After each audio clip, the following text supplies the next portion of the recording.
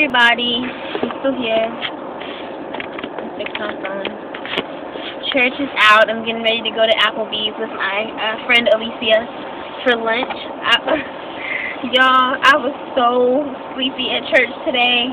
Not until actually I got in the service and sat down. Because on stage, I was moving around and stuff. Man, I sat down. And next thing you know, I'm like dozing in and out. Like kids, you know how whenever your parents made you go to church when you were a kid and you were like hard to stay awake, I was like that. I was like, I'm pretty sure. But the amazing thing is that he went really quickly tonight. It was like, he was like, we're getting out of here. My pastor was like on it. He did not, church was short. I mean, it was like, it ended around 12:30, and that's how it used to end, but, ooh, sorry.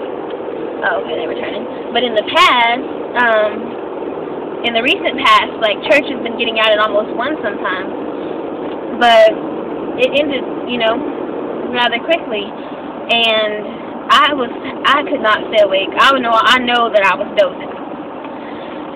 I remember at one point, Lord forgive me, but I'm going to be real. There's no point in being fake about it. At one point, we were doing that prayer where everybody closed their eyes and, like, accept Jesus into their heart. The sinner's, I guess you would call it the sinner's prayer, but it's not like a uniform, this is what we always say prayer. But it was that kind of a prayer. You can see the moon in the sky right now, by the way. I love when you can see the moon at the daytime, because I think it's cool when you can see the sun and the moon at the same time. But anyway, we were saying that prayer, and so everybody's eyes, heads bowed and eyes closed, and I promise I dozed off for like a second in between it, because I was awake for the rest of it. You know what I'm saying? Like, for a line of it, I fell asleep. I'm like, oh my gosh, I'm so tired. So I'm gonna eat, and then I'm planning on just going home and crashing. I'm talking about taking a great nap. And because I don't have school, I can do that. Praise the Lord. I can actually go home, take a nap, and not feel guilty, not feel like, oh man, I need to be up studying or doing homework, whatever. So anyway, we're getting ready to go and eat up some Applebee's. I'll probably get a steak just because it sounds good to me right now. And some mashed potatoes and like some broccoli. Sounding pretty legit, but today church was about forgiveness, and Christmas is forgiving. So like forgiving, and it was about forgiving people. And next week is going to be about forgiving yourself, which is always the harder thing to do. Isn't that interesting? It's always hard to forgive yourself, but I'm really emotional, like, especially, number one, when I'm tired, I think I'm a lot more emotional than normal, but, like, I'm feeling like I'm really missing someone right now. I've been waiting for God to restore. Hush, calm down. Somebody was, like, serious about going fast. But anyway, sorry. I have been like waiting on God to restore this relationship for a while, and I already know that He's gonna do it. Okay, it's a promise of His, but I've been waiting for it, and it just gets hard sometimes. A lot of the time I'm okay. I'm cool because I'm not. God has removed like codependency and like certain character defects that really caused me to be the kind of person who always had a boyfriend. I don't have to have a man in my life right now. You know what I'm saying? I have God. He is the man in my life. I don't have to have a physical guy. But sometimes I miss him. I miss the guy. And so it's like, okay, because I do love him. And sometimes I don't even feel like I love him because, like, when God is involved and when you really have love for somebody, it's not what you're used to love being. We're used to love only being a feeling because that's not really love most of the time. There's like dependence and all kind of other stuff going on with that. But sometimes I don't, because I don't feel like I'm going to die without him because he doesn't complete me. Because a man is not supposed to complete us. We are supposed to be complete in God. And, he makes us whole. It's not like a half and a half make a whole. It's 2 wholes make a whole. You know, the two shall become one, not the half and the half shall become one. And so I'm not incomplete without him anymore, because I have God, and God is making me whole.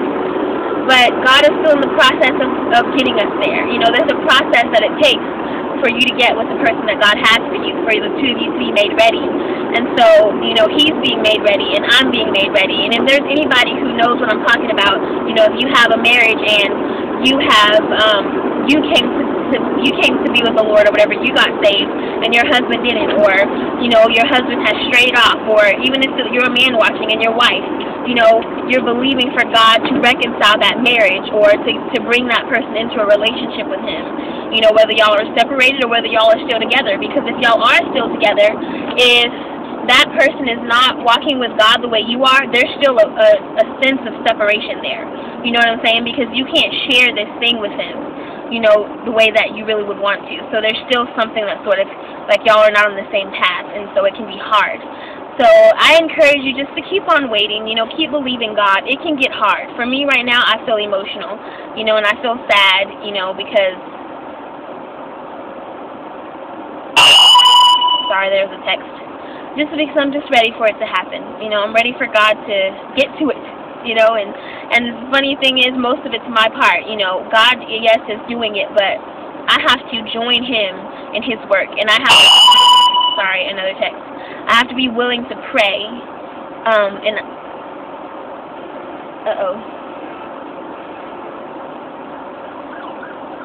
okay. You know, that happens every time there's an emergency vehicle and you hear it, you're like, where is it coming from? Do I need to move? But no, it was on the other side. Okay. But, yeah, like, I have to do my part and pray. I have to do my part and be obedient to God, because, you know, we can prolong the promises of God, you know what I'm saying?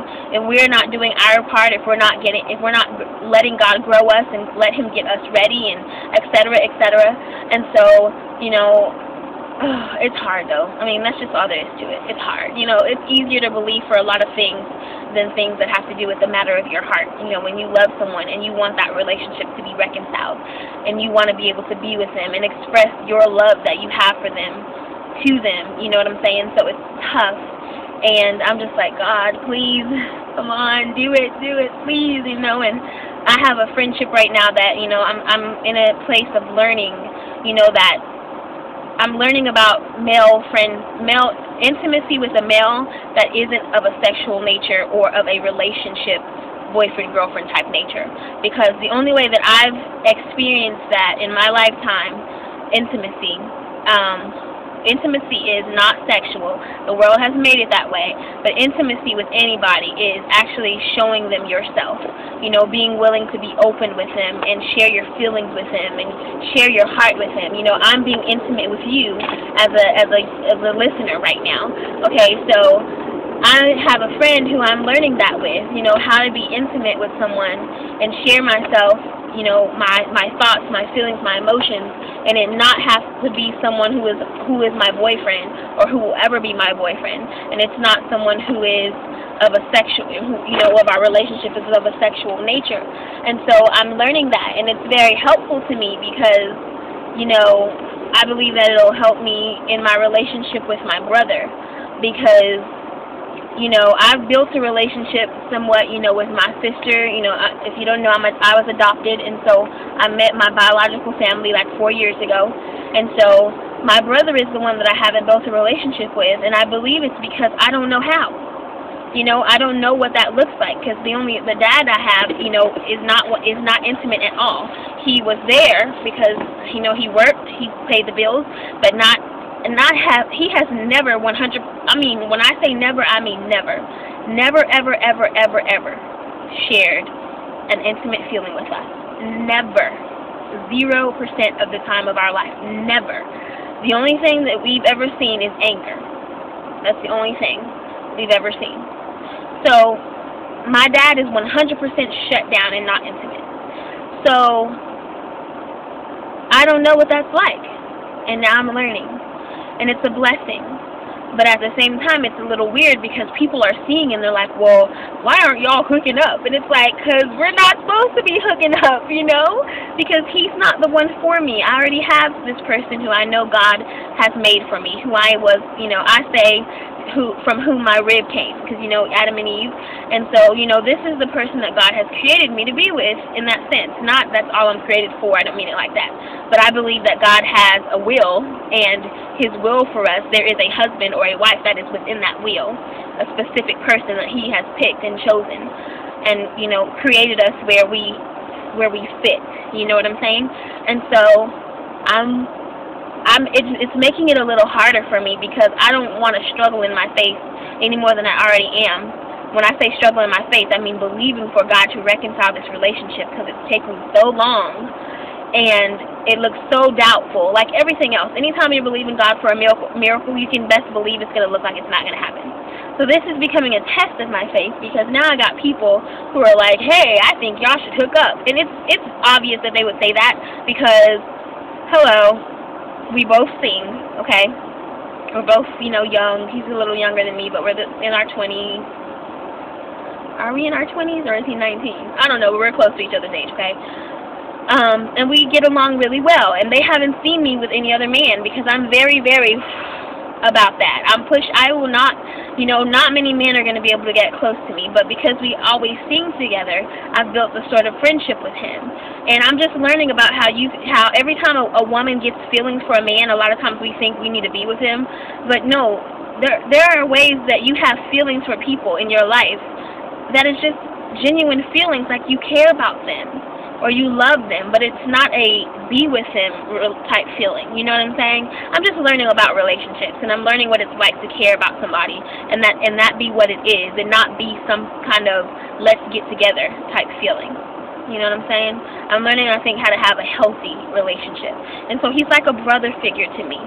We're like brother and sister. That's the way that we are. But the people on the outside, they see they have a good time together. They both sing, you know, hey, how, you know, convenient and blah, blah, blah. But in reality, if I were to get involved with him, I would be outside of the will of God. So it's kind of added in a little bit of a, you know, it can get hard when people are on the outside pushing. You know what I'm saying? So anyway, I'm feeling a little sad. I'm a little emotional today just because I miss, you know, my guy. And I just don't know. But keep me in your prayers, and I know that God's faithful, that he's going to do what he promised he's going to do. And when he does it, it's going to be all worth it. This whole wait, this whole struggle is going to be more than worth it, you know, and I'm going to be thankful for the journey. I'll have greater faith because of it. My husband will have greater faith because of it.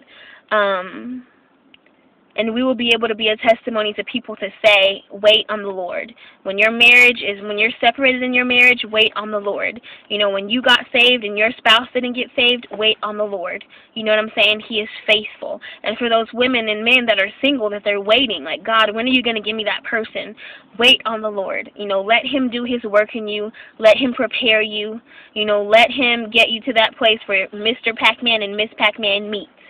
You know what I'm saying? Because it's going to be tough after y'all get together. I've said it before. It's going to get hard. It's going to be hard. So let him make you ready and learn to lean upon God. You know, if I lean upon him and let him be everything to me, I lack nothing. So that's what I've got to learn to do. But I'm a human, and I love him, and I miss him. So anyway, I'm going to go into Applebee's now and enjoy my lunch. So y'all have a great afternoon, or whatever time it'll be when you read it. And that's about it.